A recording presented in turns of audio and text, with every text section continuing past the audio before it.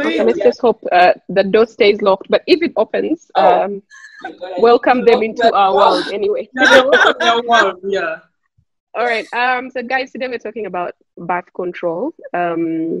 I don't know who is going to be the most talkative person today. It's definitely not going to be me. But I'm excited that this is information that we can share and experiences that we can talk about. So, growing up, where did you get your information on contraceptives? Who sat you down and said, look, these are your options? Or did you even know you had options? Like, honestly, same as menstruation. I feel like there's been an injustice in young girls and women's lives growing up, especially in our country, you know, or most low and middle income countries. For some reason or other, I don't remember having a really good sexuality education class or having this talk about contraceptives, what you can use, what the heck they are, you know, the availability, where you can go. It's like, you know, trying to still figure things out for yourself. So I can't really say that I had that information at a young age growing up when I really, really needed it. So yeah, it's a miracle I did end up, you know, with a teen pregnancy. Oh my God, I think Lauren has mentioned something very important. An injustice has been done and is still being done by all this lack of information on women issues, things that affect women much more than anything else. No one talks about them. You just have to figure it out in your teens as you're growing up. Somehow, I can't put a finger on my earliest memory, but of course we grew up with HIV and AIDS among us in the 90s. So there was a lot of condoms, but they were mostly for HIV prevention. And all the people that I was relating with, I mean like elders, church, everyone was saying, do not use a condom, do not have sex, abstain. I even signed those abstain, what are they called? The forms, you remember? Abstinence. Yes. Yeah, did you have a ring? Janet was 7 and I was a virgin. I was going to wait for my husband. I know, right? So I signed and put my name. I think I was already in my 20s and I was a virgin. I don't know if that's a good thing. So anyway, so I knew about condoms. I knew they prevent pregnancy, but I was not supposed to have sex. So that was even a no-no. But I also knew about pills because I had never seen my mom take pills. Yeah, that was my earliest. What was yours, Karunji? Yeah, what? Guys, I don't remember any conversation on anything like this in my life. I honestly don't. But I think I got to now take an interest and to start getting this information for myself because I worked with an organization that worked with sexual reproductive health, and they used to do condom distribution. So I that's when I started to now know, okay, these are options I had. And then they also used to do contraceptives for women. So that's when I started to educate myself about all of these things. But school, I don't remember. All I remember in school was, I don't know, girls. Anyway, I don't remember. No sex before marriage. That. Remember that stupid Yes. NBA. And I think now I remember we got it from the plays. You know, plays are really great. And I'm glad, like, you know, organizations like, is it Media, Council, where, and work. Namyalo works, Namyalo, who is my colleague at NTV, works, whereby they use drama to tell people, to inform them that, you know, this and this is happening. NBM, no sex before marriage. It was in that play, That's It Life Mwatu. I think I remember something like that when we were young. Yes, no sex before marriage. It's what they could preach, you know. But like Anne said, I know. Yeah, I remember that as well. But what I think, let me say, even if it didn't work, but you see, that's the awareness we had at that time. That was the loudest message that was there. But what I'm thankful for is that I think now a lot of organizations have picked up. I think a lot of women who grew up in that generation where these conversations were silent have then decided to double back and you know, so they're doing a lot of that. Lately, people who come and they want to talk about this particular conversation and perspective, there's so many because people now actually want to talk about these things and they know that there's a great need for these conversations.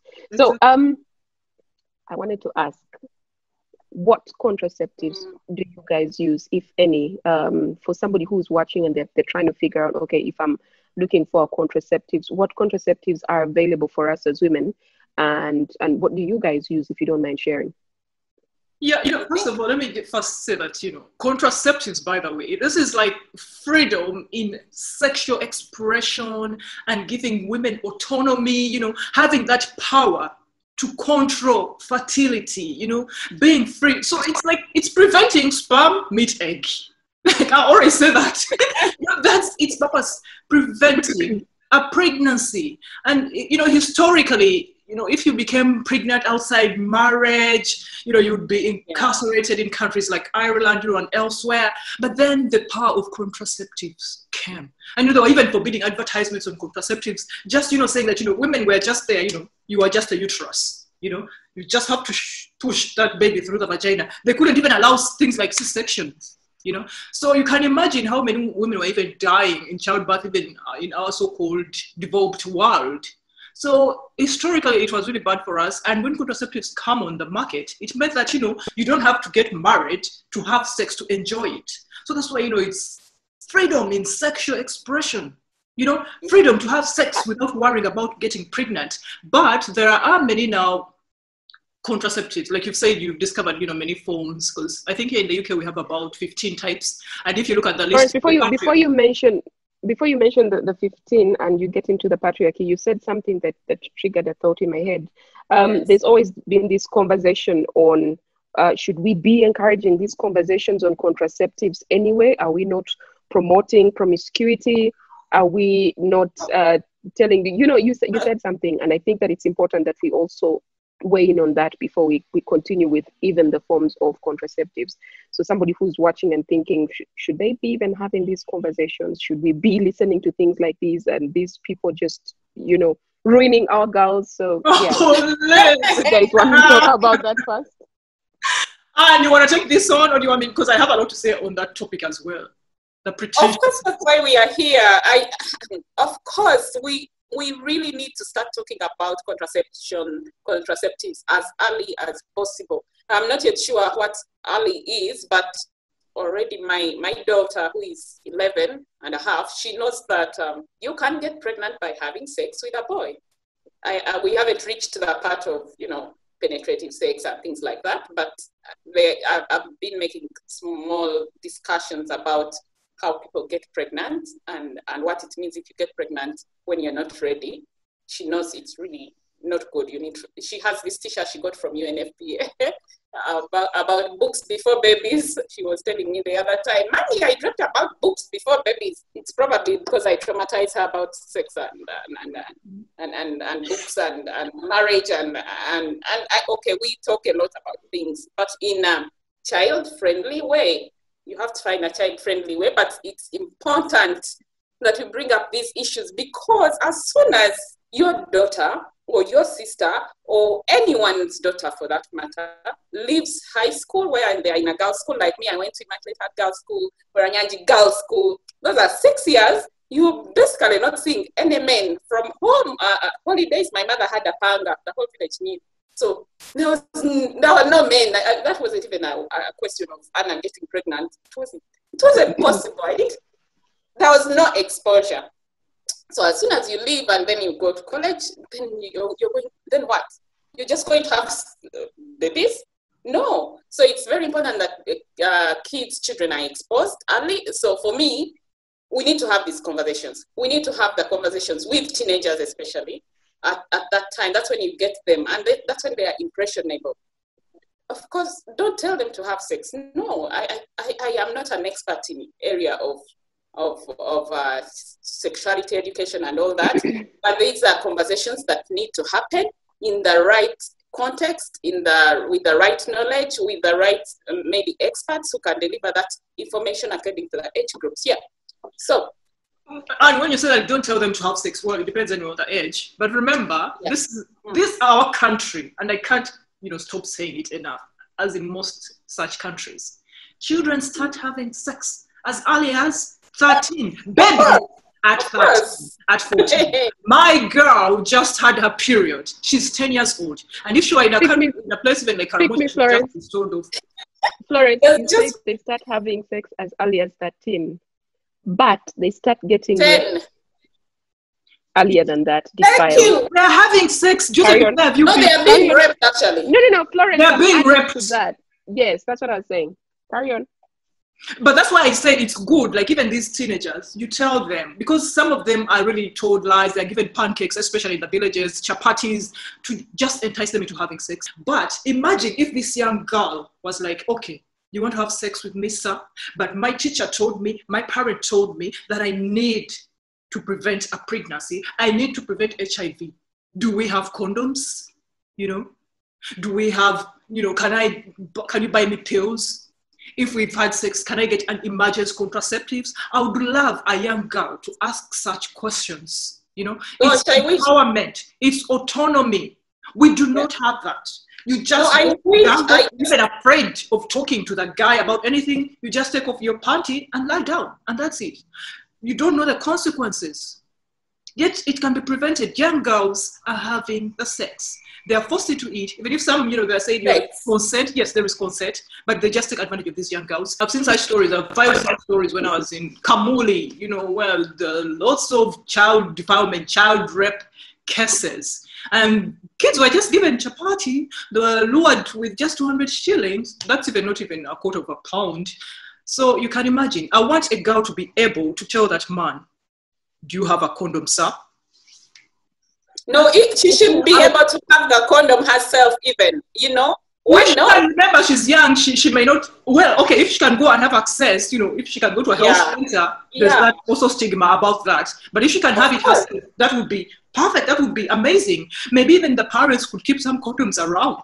Oh, better yet, I think we've talked about this, you know, put the bloody condoms, I don't know, in schools, but I feel like if they're just allowing for sex to happen. No, someone knows that they have an option. People are always going to have sex. Young girls, young boys are always going to have sex. Guys, you're not lying. And they are having it whether you give them condoms or not. So why not give them condoms? I think that in case you guys want to hear my opinion, I see you're very fiery, but in case you want to hear it, I think that in a fairy tale world where women and men are responsible and everybody respects each other and young girls are protected by the people who should protect them, then maybe we can hold off with, you know, the giving them condoms and contraceptives at a very, very young age. But in the practical world that we live in, where all kinds of things happen behind closed doors or even in, you know, the open spaces, I think it is our responsibility to have these conversations and actually make sure that the young girls around us, or the ones that we know, the ones that we can reach, are actually equipped with information to protect themselves in the situations where, well, nobody's going to protect them, no one is giving them this information, but also nobody's looking out for them. So that's my take on this. Florence, you're going to start talking about the different contraceptive methods, and you said you have about 15 options in the UK. Yeah, we do. I don't know about Uganda. I don't think we have everything, but over here we have like, we have quite a number. Combined pill, obviously the most common, condoms, female. Well, we know how that one worked out in Uganda, stigmatized and all that. Male condoms, contraceptive implants, contraceptive injection. By the way, in Uganda, the method that's most used is the injection. I think people always say injector plan or injectables or something like that. And then in Uganda, it's mostly injectables as well as the implants. So you can imagine. And then the pills come in later down along the way. You would think that it's pills which are mostly used in Uganda, but no. Then we have the contraceptive patch, diaphragms, you start it in, you know, really most of these are really invasive, but hell, the IUD, that's most common, that's also common as well. Yeah, then the intrauterine system, progesterone only pill, vaginal ring. I'm sure when you're hearing all this, you're hearing vagina. Practically everything is going through the vagina or in a woman's body. The natural family planning method, which I don't want to talk so much about because it's, you know, hit and miss for most people. You just really have to be disciplined to use that. But yes, modern contraceptives right now, they are increasing. The WHO is coming up with an updated list or something like that. But yeah, going back to the contraceptives, for men, you guys, I think there's been an injustice. Again, we have to talk about this. A lot of research has been invested, you know, woman, that. But if they also invested it in, you know, in men. Men don't want to use condoms.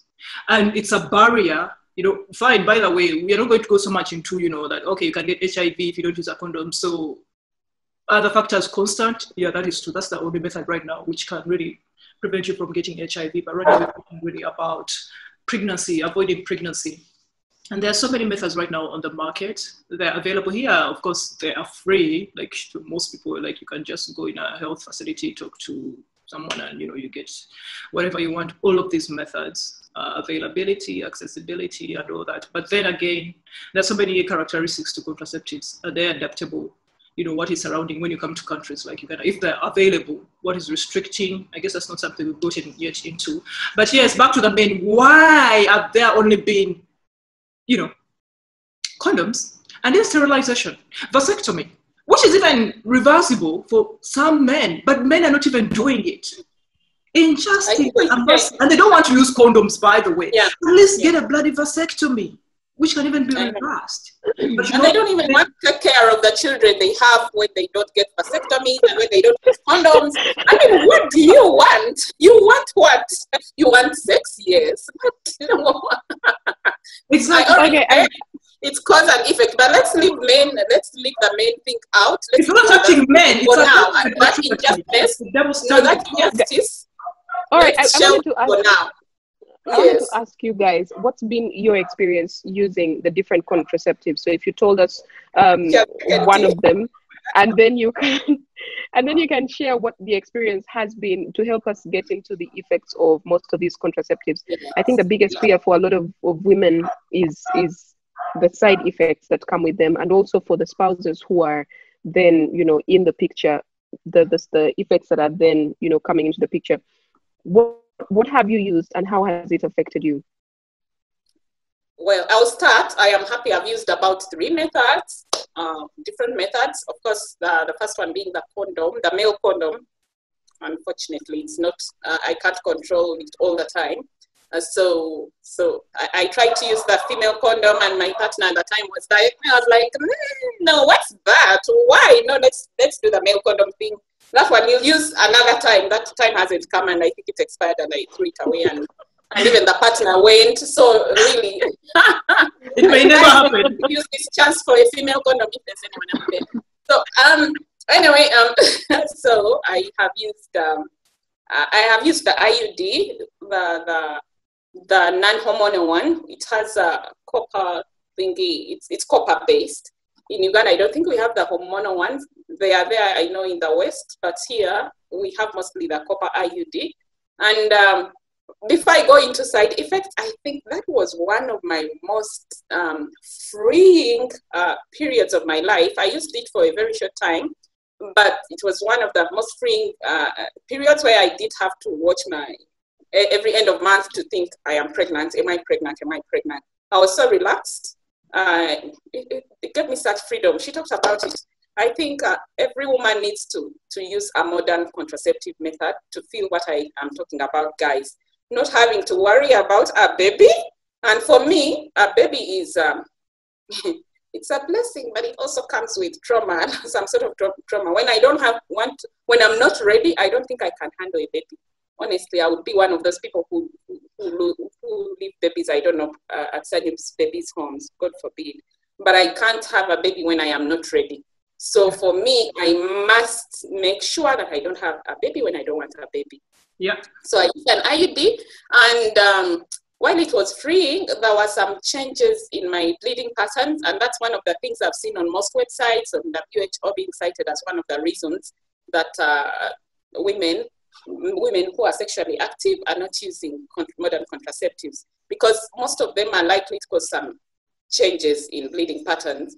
And the important thing is to talk to your doctor or your healthcare worker and work out something else that works for you. There are so many other options that are out there. So the IUD, I want to ask you about the IUD. When you said that it changed your bleeding pattern, for how long? Because I know that it's only for a period of time, and then it should go back to normal. Your pattern should go back to what it was before. No, the bleeding actually was sort of normal. It was a little slightly heavier, but then I started spotting mid-cycle. I would see some little blood on your panty liner, and that's it for nursing, to be honestly. So every month in the middle of the cycle, I would spot. So when I went to the doctor, she did a scan and then told me that IUD was a little bit dislodged, something like that, and she wanted to have it replaced. But since I had other ideas in mind, I'm like, no, let's get it out. So we got it out.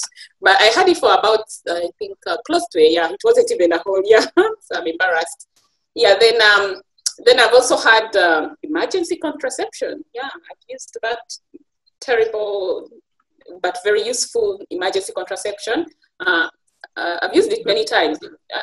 I'm not proud of it, but since I'm not married, as most of you know, sometimes my sex happens infrequently, so I don't see a reason why I should have what is it, this thing they put in the or an IUD or some other long-term acting method, or take pills every day if I am not sure when I'm going to get laid. You know what I mean?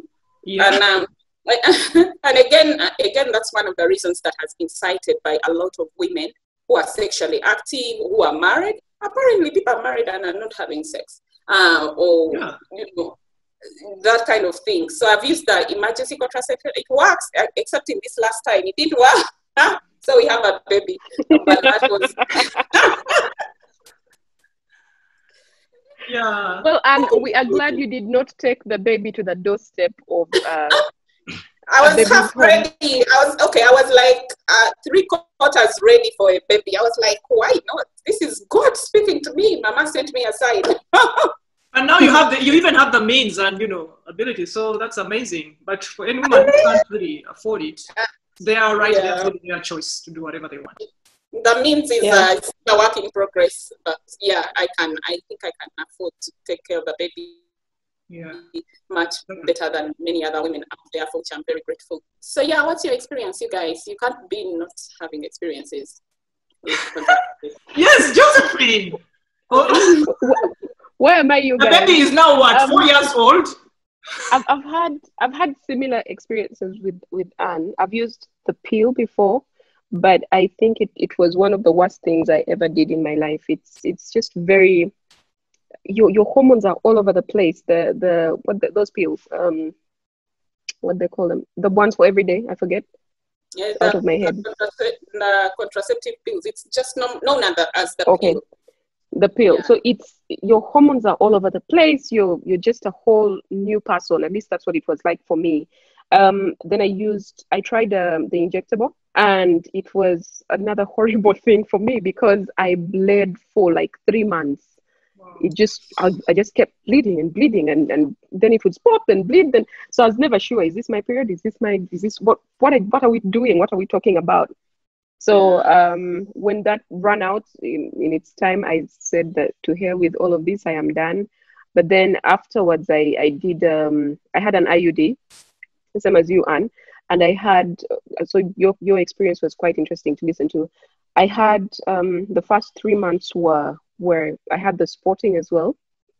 But then afterwards, I don't even, that was it. That was the end. I forgot that I even did anything.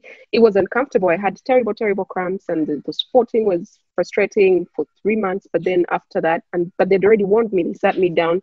And I think this is why it's very important that when you're getting your contraceptive, you actually go to somebody. You don't just go over the counter and just get something. You go to an actual healthcare provider, sit down, and you get to know what your options are, and you get told all of the side effects for the choice that you make. So I was prepared mentally. I knew, okay, they told me about 3 months you'll have this. So when it was happening, I wasn't worried. I was just thinking, if it goes into the 4th month, maybe I'll worry then, but it didn't. It was possibly the best decision I've ever made when it came to contraceptives. Sorry. Yeah, no. I'm not going to talk really much about experience. Anna's practically covered everything. Like, easy. I've used emergency contraception, and I believe this is something which should really be available and affordable. Because even outside, it's still not affordable for people. People are going to always mess up. Ladies, gentlemen, and you're not ready for that baby. The emergency contraceptive is going to save you. Like, seriously, within the first, and usually 3 days, 72 hours. It's like with HIV.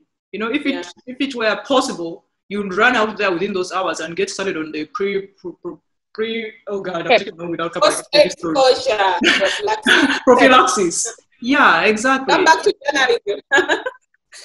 Yeah, the emergency contraception is a very interesting subject. Of course, it saves lives. Honestly, it can really save your life, and it's very expensive. You need to cough like 10K or 12K to get that pill, and that's not affordable for many of our girls, especially if you're still asking for transport. I mean, look at yourself. You're probably at campus, and there's this guy, and you have your dignity to go with. You're not going to ask for money, but you know definitely that you need that emergency contraceptive. Maybe you're still shy, maybe you're what, and you can't ask for the money. So there's a big chance that you're going to conceive from that sexual encounter.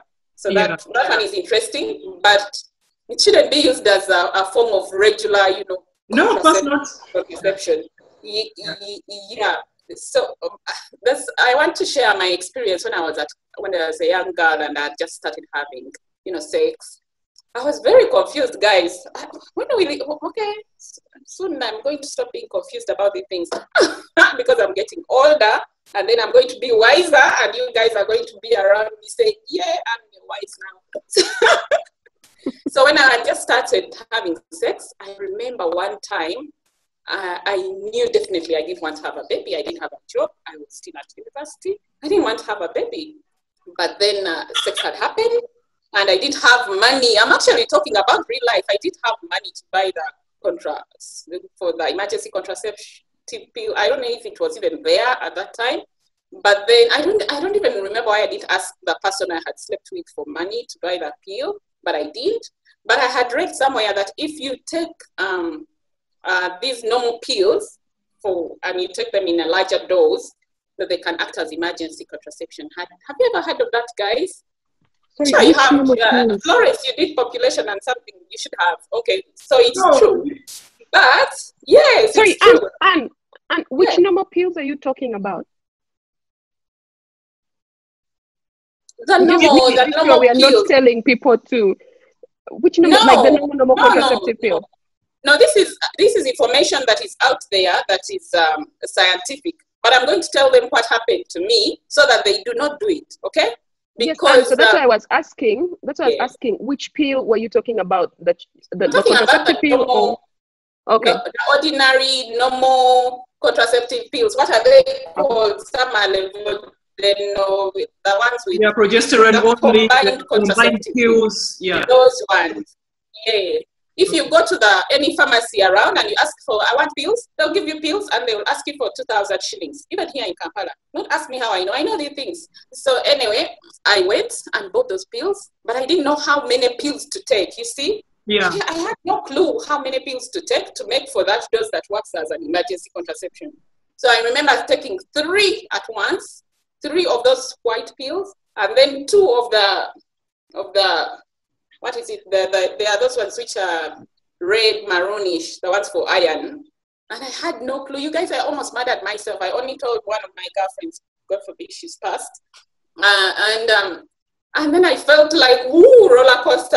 I was dizzy. I was thirsty. I was almost dying. But the baby didn't happen. And I think I tried it another time. This time I only took 2.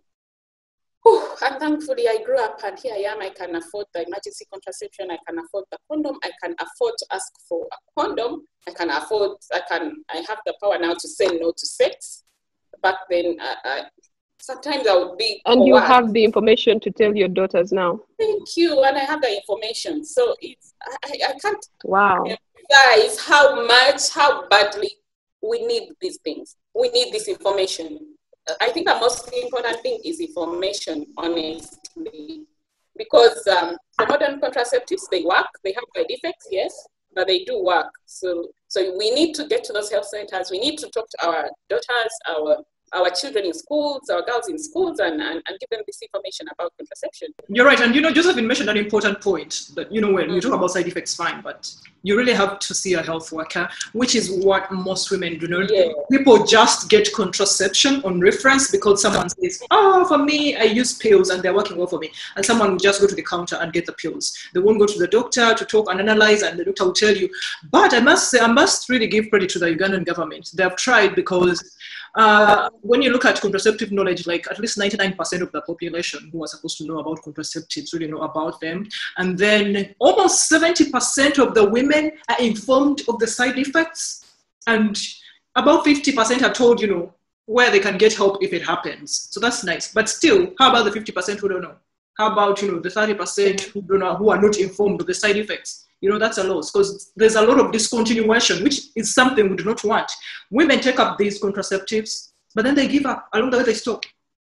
You should tell them that, okay, so you've used the ones with hormones. How about you try the ones without, So that it's like a trial process. You don't just go in, but women go in. I did a whole thesis on side effects. I can't even get into it right now, but, maybe side effects is a topic we can have on its own, because it's quite... We must have one on its own, yeah. Yeah, exactly. We can have one on that, and I can discuss maybe some of the findings in my dissertation, and what women really felt. I can read for you their feelings. Trust me, I found some women who said, the side effects are too much for me in that, you see, abortion is legal. I'm in a village, but I've had 3 abortions.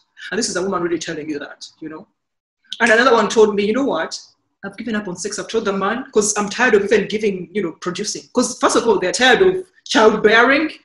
In most areas, childbearing is as high as 7 children, 8 on average. While now even an average has come down to 5. But some women will have 7, 8, 10, 12, I know those numbers. Areas like Karamoja, only 7% have access to modern contraceptives. How is that even fair?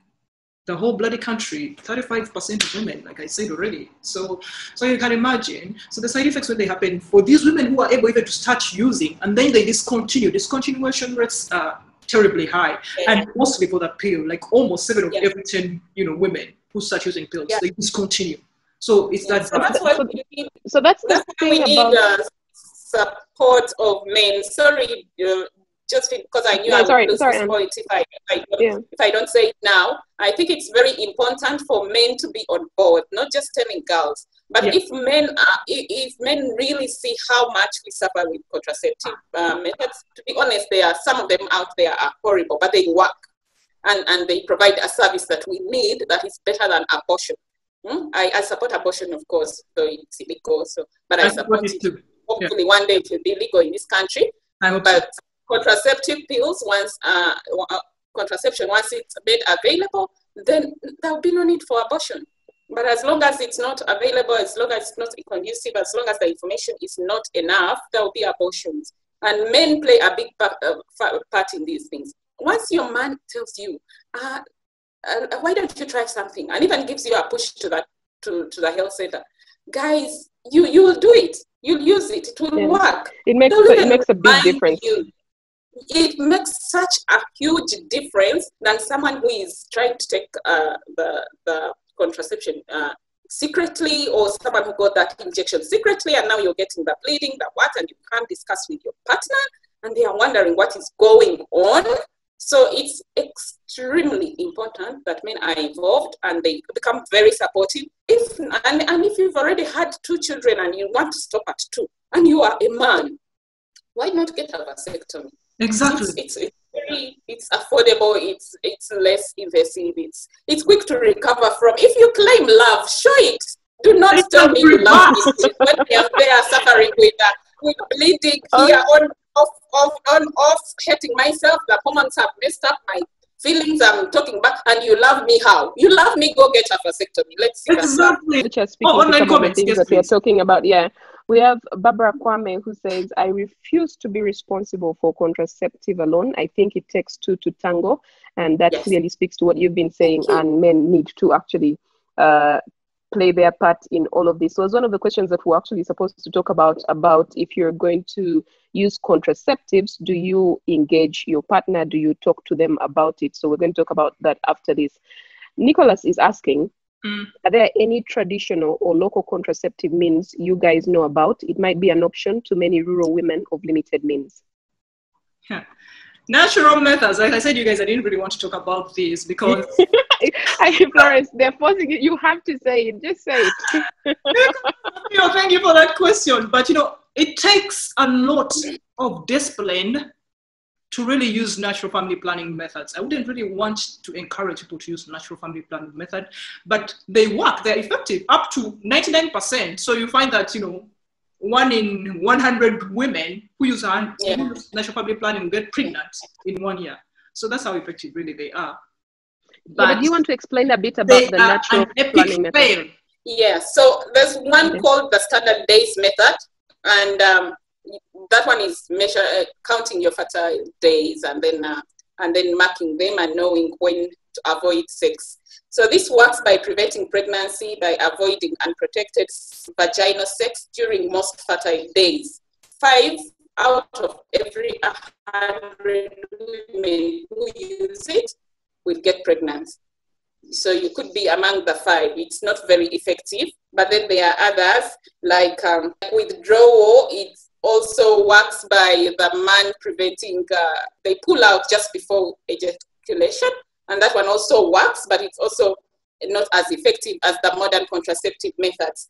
Then there's the lactation, something to amenorrhea, something. Yeah, where I'm looking for it. Breastfeeding mostly. Yeah, breastfeeding, that's how you know it. So when you're breastfeeding,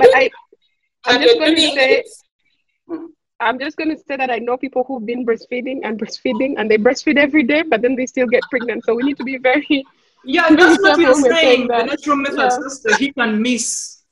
Okay, they don't work, guys. They do not work. They do not work. First of all, I have something to say about the, for example, the fertile days kind of thing. You know how the female body works? It works that it tricks you into wanting sex when you're fertile, when you're most likely to get pregnant. That's when you want to have sex biologically. There's nothing wrong with it. And if you're going to follow that method, honestly, it means you're going to miss out on good sex when you want it most, because you're afraid of maybe using a condom or trying some other modern contraceptive method that works really well. So to be fair to yourself and to get that freedom that Florence talked about of enjoying sex like a woman should, she has a whole vagina Bible, people. So to get that freedom, go for something modern. Try one, try another, talk to your doctor, try. This is for you, you're doing it for you.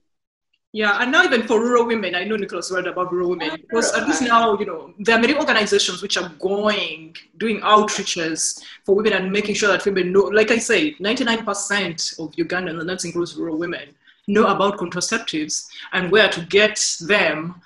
It's just there has to be continued availability, accessibility, adaptability, and acceptability. And that's, the whole community really needs to be on board. The government needs to keep supplying, because some women say, well, I wanted this method, they didn't have it. So they just end up, just going to the counter if they have some money, and, well, they buy the pills. If they don't, then that's a pregnancy. They just keep getting the pregnancies. And like I said, when they get side effects, they discontinue. So don't encourage family planning methods. Men have to be disciplined for withdrawal method. Withdrawal. It takes an expert, a disciplined man who really cares for you. To get away with that. Some really get away with it. Sometimes I use withdrawal method. All right, Florence, do you want to check if there are any comments on Instagram that we can then look at even as we answer the next question?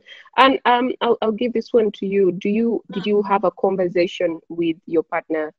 You have 2 kids. So when you were going to do contraceptives, did you have a conversation and say, look, I'm thinking of this, and did that ever happen? Yes, I do a lot. I think since the very first sexual encounter, I've always talked about condoms, I've always talked about, but I'm usually, the very first times I think I was overpowered by all this coercion, and I didn't have enough agency to demand and say no when I really did want. But right now you're going to be my partner, you're going to have that discussion very early on, like way before it happens. We are going to talk about how we are going to prevent pregnancy, how we are going to prevent HIV, things like that. So before her, all my partners, don't ask me how many they've been. No, we don't want to know. No, I'm not going to ask. So they know that I love condoms. I really love the freedom that the male condoms provide. It's awesome. So that we talk about until such a point where they become tired of using the condom. And then we have to discuss other options. So before using the IUD, yes, we had this discussion, and yeah, he was there. He was there, and he knew what to expect, and he was supportive. And he was also supportive when I removed it, unfortunately, because I don't like disturbances, and I didn't think I had enough. I didn't feel like I felt like I was low risk for pregnancy at the time. You know what I mean by low risk? If you're not having a lot of sex, then you don't feel like you need to have something that is long-term or permanent at the time. So that's why I stopped using them. But if I were to have a full-time partner, definitely I would go for something more permanent, more long-term. Maybe IUD would definitely, I would give it another chance. It's very liberating, guys. But for me now, I've had all the number of babies I want. So tubal ligation is also on the table. Wow. Yeah, Ugandan women are sterilizing, by the way, more than Ugandan. Yeah. Even globally, like sterilization, it's mostly women who are doing it.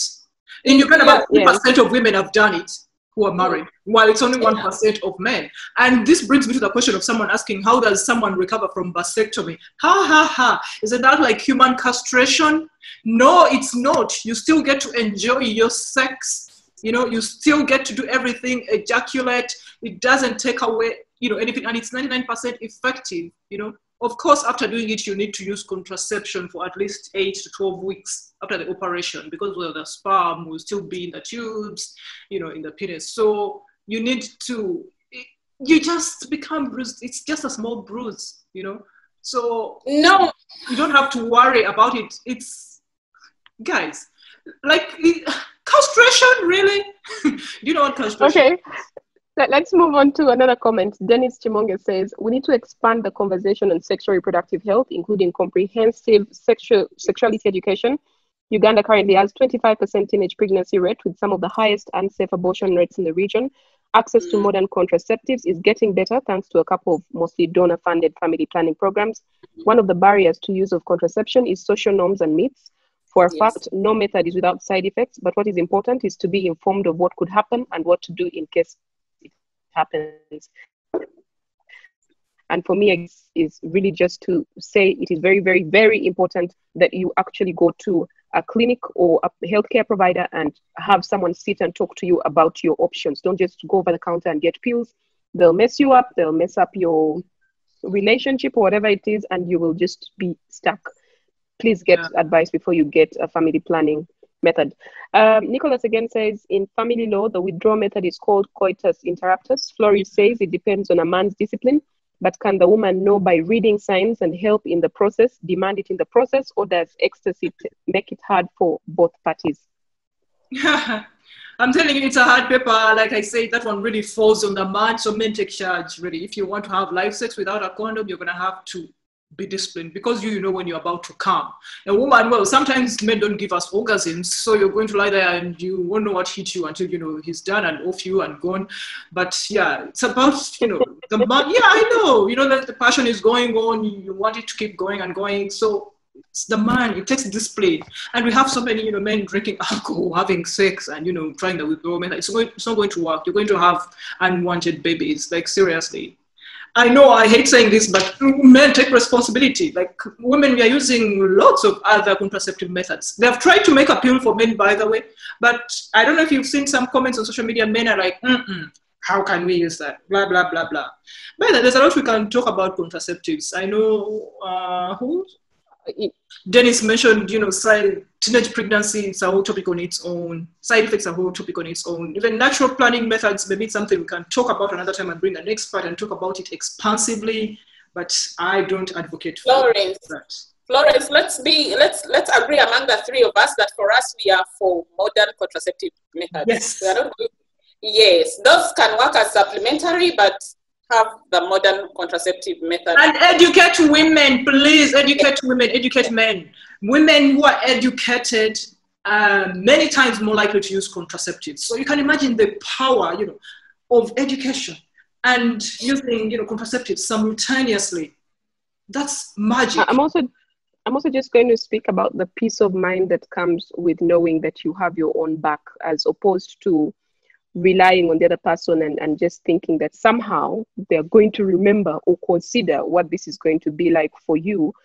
And for especially women who are not in a committed relationship where the person is probably going to be there at any point if there's even a child, there's that worry. I can't begin to explain just how worrisome it is when you're thinking, but am I pregnant? But and you can't do anything about it past a certain point. So it's very, very, very important that you weigh your options. Religion and all of that factors into play. It's very important that you weigh your options, that you get your contraceptives and contraceptive advice from a healthcare worker who is actually qualified to give you this information. Florence, we've gone over time. Please wrap us up and let's It's an interesting topic. I'm sorry, can you enable me to share our screen? Because I just want to throw this in one thing and then, because people also need to understand this.